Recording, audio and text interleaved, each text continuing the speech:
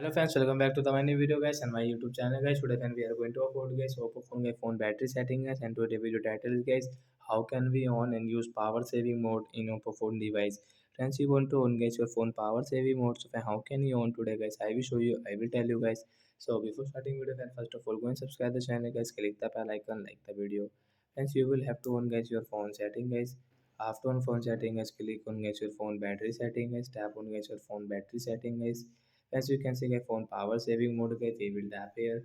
Hence you want to on guys your power saving mode, so guys you can on from here and you can use it. So then after on guys your battery indicator will like yellow. So once you can see battery after on guys your power saving mode setting guys, you can on. Hence you want to off guys, you don't want to use, so guys you can turn off from here. Power saving mode will off.